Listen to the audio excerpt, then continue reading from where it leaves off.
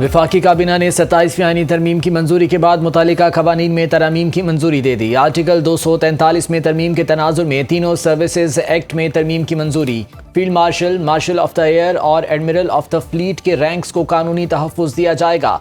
Chief of defence services के ओहदे की तश्कील के लिए कानून साजी की मंजूरी। वज़ीर आज़म शहबाज शरीफ की ज़ेर सदारत वफाकी काबीना का इजलास खत्म। वज़ीर आज़म ने तमाम वज़रा का 27वीं आईनी तरमीम की मंजूरी पर शुक्रिया अदा किया।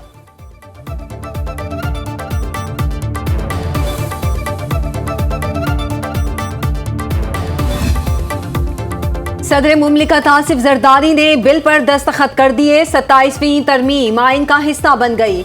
आइनी तरमीम दोनों ऐवानों से मंजूर होने के बाद सदर मुमलिकत को भिजवाई गई थी।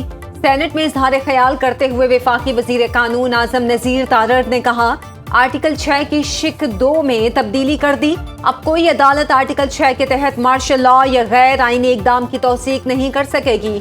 मौजूदा चीफ जस्टिस पाकिस्तान अपने ओहदे पर बरकरार रहेंगे। सदर मुमलिकत, चीफ इलेक्शन कमिश्नर और ऑडिटर जनरल से हलफ चीफ जस्टिस पाकिस्तान लेंगे। पार्टी पॉलिसी की खिलाफ वर्जी पर नाअहली का तरीकाकार आइन में दर्ज है। जराये के मुताबिक जस्टिस अमीनुद्दीन को आईनी अदालत का चीफ जस्टिस बनाए जाने का इम्कान है।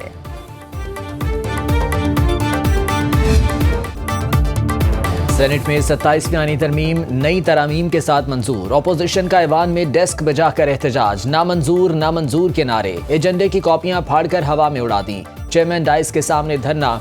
वफाकी वज़ीर कानून आज़म नज़ीर तारड़ ने मुसब्बदा ऐवान में पेश किया। चेयरमैन सेनेट यूसुफ रज़ा गिलानी ने नई तरामीम की शिकवार मंजूरी ली। ऐवान बाला के 64 अरकान की तरामीम की हिमायत। जमीयत उलमा इस्लाम के 4 सेनेटर्स ने मुखालिफत में वोट दिया। PTI के सैफुल्लाह अबड़ो और JUI के अहमद खान की भी हिमायत। तहरीक इंसाफ का वोटिंग के अमल का बायकॉट।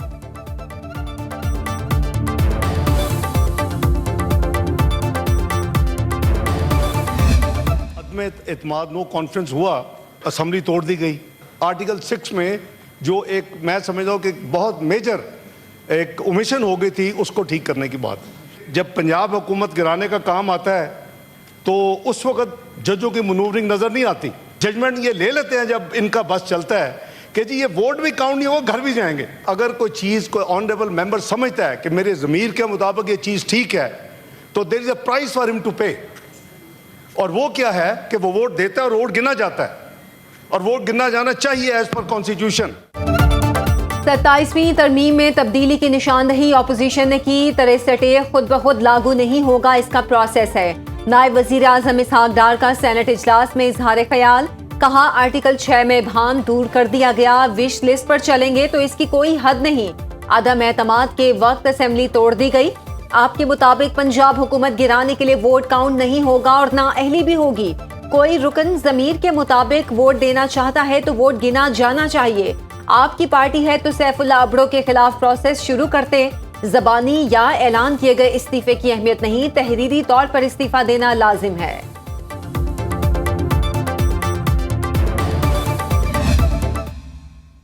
सताईसवीं तरमीम जो है ये धोखे और फ्रेब पे है मबनी। जब वोट को चोरी करके आईनी तरमीम आप लेके आएंगे तो ये आप शायद गिनती तो करा लें, अवाम की आप बात सुनेंगे तो आपको नजर आ जाएगा कि वोट आपने चोरी से ले लिए 2, लेकिन ये सच को आप नहीं छुपा सकेंगे। ओथ लेते हैं कि हम आइन की पासदारी करेंगे, हम आइन के ऊपर अपना जो भी अमल करेंगे आइन के मुताबिक करेंगे। 63A ये भी कहता है कि आपने वोट नहीं देना, और अगर आप देंगे तो आप डिस्क्वालीफाई होंगे। नेशनल असेंबली में जो आपने अमेंडमेंट लेके वापस आ रहे हैं, ये सस्टेनेबल नहीं है। मुनहरिफ रुकन आइन के आर्टिकल 63A के तहत नाअहल हो गए। 2 अरकान आईनी तरमीम के लिए दोबारा वोट कास्ट नहीं कर सकते। PTI के सेनेटर अली जफर ने कहा, पूरे अवाम के सामने इस्तीफे का ऐलान करने वाले सैफुल्लाह ने कैसे वोट डाला? वो आर्टिकल 63A के तहत नाअहल हो चुके हैं। JUI के सेनेटर कामरान मुर्तजा ने कहा, पार्टी पॉलिसी के खिलाफ वोट देने वाले दोबारा वोट नहीं दे सकते। चेयरमैन सेनेट यूसुफ रज़ा गिलानी ने कहा, मुझे मालूम था ये मसला उजागर होगा, मेरे पास अभी तक तहरीरी तौर पर कोई इस्तीफा नहीं आया।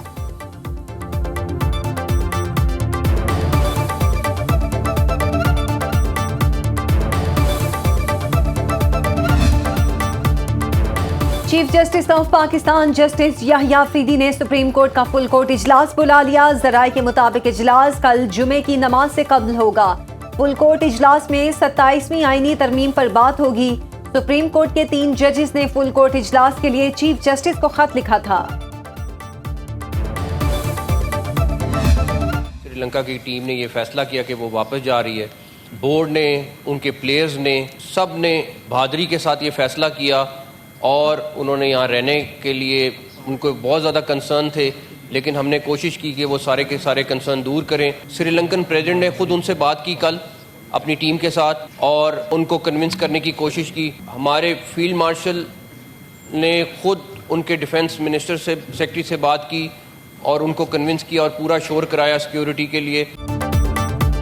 फील्ड मार्शल ने सिक्योरिटी के लिए श्रीलंकन वज़ीर दिफा को यकीन दिलाया। जिम्बाब्वे क्रिकेट टीम भी पहुंच चुकी, सारे मैचेस रावलपिंडी में होंगे। विफाकी वज़ीर दाखिला मोहसिन नकवी का सेनेट में इजहार ख्याल, कहा वाना हमले में मुलव्विस दहशतगर्दों का ताल्लुक अफगानिस्तान से है। अफगान उबूरी हुकूमत दहशतगर्दों की पुश्तपनाही कर रही है। अफगानिस्तान से दहशतगर्दों की दरअंदाजी नाकाबिले बर्दाश्त है। पाकिस्तान ने इस मामले पर अफगानिस्तान से संजीदा राबते किए। श्रीलंकन बोर्ड और खिलाड़ियों के खदशात थे।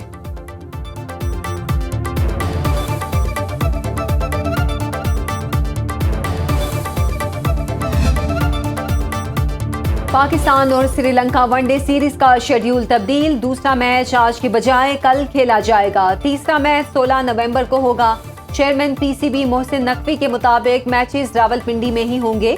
पाकिस्तान क्रिकेट बोर्ड ने सैफ फरीकी सीरीज के लिए भी नजरे सानी शुदा शेड्यूल जारी कर दिया।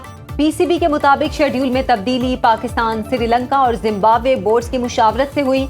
टूर्नामेंट 18 नवंबर से शुरू होगा। फाइनल 29 नवंबर को खेला जाएगा। तमाम मैचेस रावलपिंडी क्रिकेट स्टेडियम में खेले जाएंगे। जिम्बाब्वे क्रिकेट टीम सैमुल की सीरीज के लिए इस्लामाबाद पहुंच गई।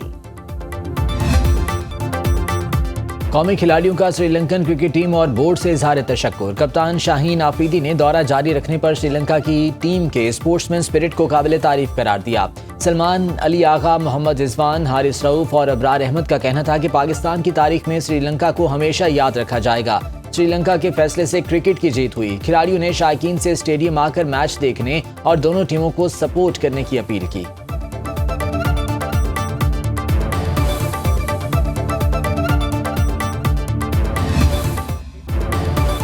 कैडेट कॉलेज वाना पर हमले की मंसूबाबंदी और कंट्रोल अफगानिस्तान से किया गया। वजारती इत्तलात और नशियात से जारी बयान में कहा गया, हमले की मंसूबाबंदी अफगानिस्तान में खारजी जाहिद ने की और उसकी हतमी मंजूरी खारजी नूर वली महसूद ने दी थी। बयान से वाज़ेह है कि हमले में शामिल तमाम अफराद अफगान थे और हमले के ताने बाने अफगानिस्तान में मौजूद खारजी नूर वली महसूद से मिलते हैं। वाना में हमले के लिए साजो सामान अमरीकी साख्त का था जो अफगानिस्तान से लाया गया। खारजी नूर वली महसूद के हुक्म पर टीटीपी से हमले की जिम्मेदारी हटाकर जैशुल हिंद नामी तंजीम पर डाल दी।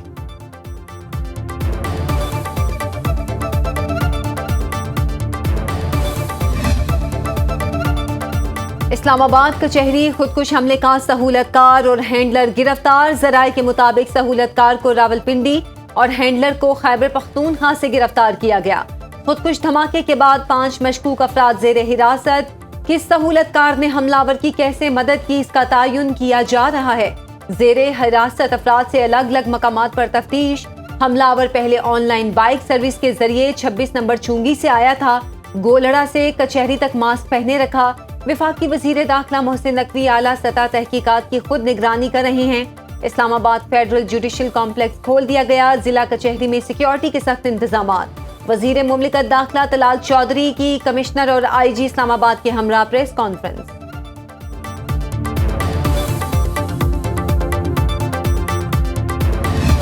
बार बार हम को बता रहे हैं, जो पहले भी आज से चंद रोज़ कभी भी एक अटैक हुआ था उसमें भी अफगान शहरी थे।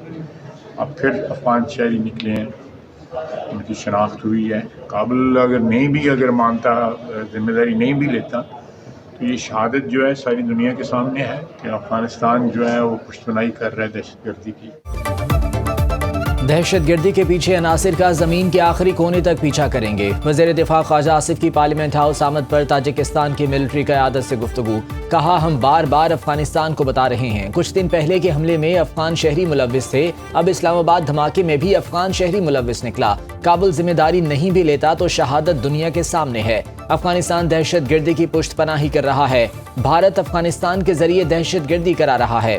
हमने जंग जीती, अब दहशतगर्दी के खिलाफ भी जीतेंगे।